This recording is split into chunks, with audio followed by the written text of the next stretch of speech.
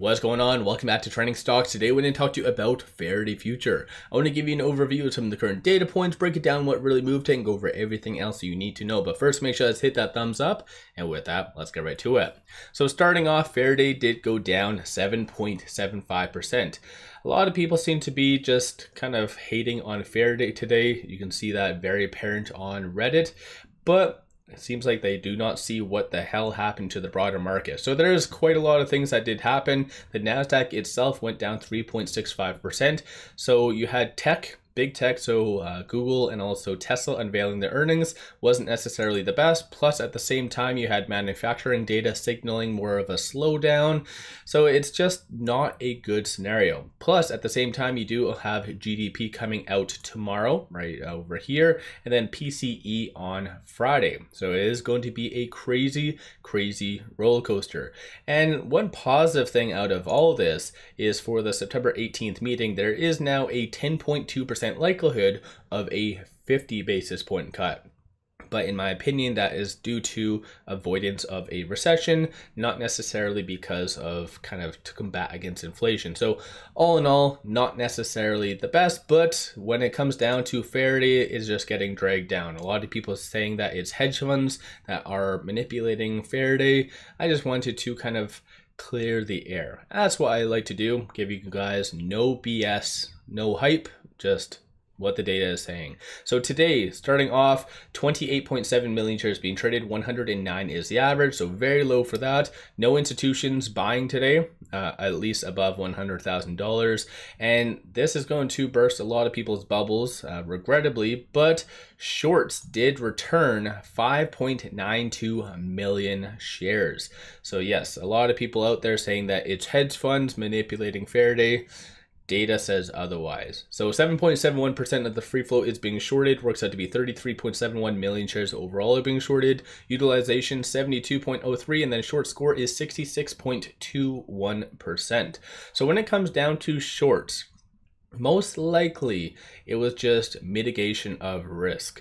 A lot of shorts and just hedge funds are overextended, and I don't think a lot of people anticipated the data that just came out and the earnings to occur. So I think it's catching a lot of big money off guard. So they're trying to mitigate risk, and one way to do that is by closing out positions. So yes, again, they might double down tomorrow. Who knows what the future might hold, but GDP and PCE nonetheless are going to cause a hell of a lot of volatility. But just make sure you guys do your own due diligence. Don't trust a lot of people. And I just wanted to point this one out right here, this post. So it says, get with the program. This is fly or die. 10 cents, doesn't matter. Fly or die. 10 bucks, doesn't matter. Fly or die, get it.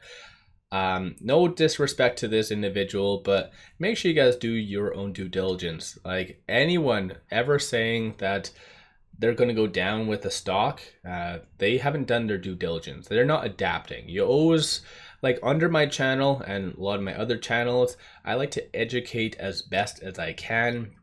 Sometimes I legitimately get things wrong, and I completely own that. If I am wrong about something, I'm the first to say, you know what, sorry guys, I messed up, blah, blah, blah. But for the most part, I'm reading the data, and data doesn't lie. So just make sure you guys do your own due diligence. It's kind of better to walk away sometimes, not saying sell Faraday, because I know that's going to instantly have people saying that I'm a hedge fund or a short or whatever else, but just do your own due diligence at the end, right? So when it comes down to Faraday going down, once again, largely because of just the broader market concerns, but that does also allude to a potential higher ratio. So this upcoming 31st, they do have the shareholder meeting, and as I've stated, they will need to do the reverse stock split by August the 2nd. And so it's pretty much a very short window. So it's going to be, as soon as it is done on the 31st, it will be announced either the 1st or after hours on the 1st, saying that's going to be kicking in place on the 2nd. So pretty fast turnaround. And clearly what Faraday has stated on many of their PRs is the ratio is going to depend on the price. So right now the price going down obviously does allude to a higher ratio that is needed. In my opinion, as I've stated since day one, they are going to be doing the highest ratio possible. regardless of the circumstances, even if it was a little bit higher, to get the most bang for your buck, because based on over here, so Faraday has done these reverse stock splits in the past, so a 1 for 3 and a 1 for 80 on these dates. So if you kind of add it all together, it does equate to a 1 to 240. So that means that this ratio, that this reverse stock split that they're going to be doing, is going to be the last one. So again, it's kind of like do or die. I did a video, I think 3 days ago with that exact title. It is do or die right now.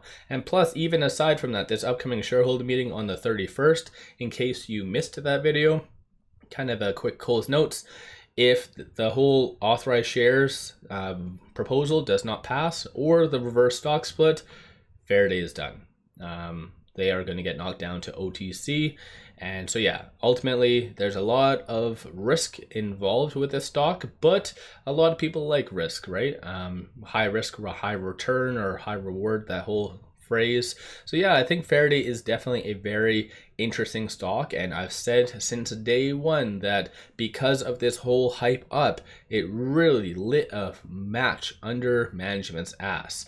You can very much tell that they are happy that people are paying attention to their stock, and because they did get a second wind. So I think all in all, that is very, very good stuff. So let me know your thoughts on that. When it comes to options, 64,000 in calls, 20,000 in puts. Sentiment wise, 48% of all the options being done today were bearish. But then again, with us at 36 cents, there's not really much happening with options. Like, it doesn't logically make sense unless you are very bullish on it and you're kind of just buying very cheap calls.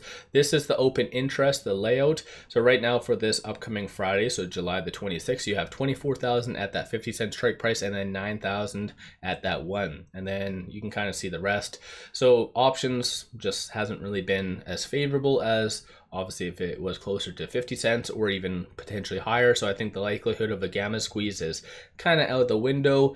And when it comes down to just Faraday, I would rather see Faraday actually do good things operationally rather than it squeeze. A lot of people seem to be getting in on Faraday because of the squeeze aspect, but I think you just have to bet on the underlying management that they're going to do the right thing and everything else. So let me know your thoughts on Faraday in the comments below. Do you think higher highs are coming, or do you think potentially it is going to trend down? Take this with a grain of salt, because obviously momentum plays and technicals don't always jive. But with it at 33 cents and change, 28 is going to be the next strong support, and then 15 is going to be the following support. On the flip side, 50 cents and then 72 cents is going to be the next strong resistance points. So again, just take note of all of that. So what's your thoughts? Don't forget to hit that thumbs up and subscribe. And one final thing, take advantage of this promo. Simply sign up for a new account, throw $100 at it. They give you 5 free stocks. Each stock is valued up to $2,000. So this is a kick-ass deal. Link in the description below and also the comments. With all that said, appreciate all of you watching.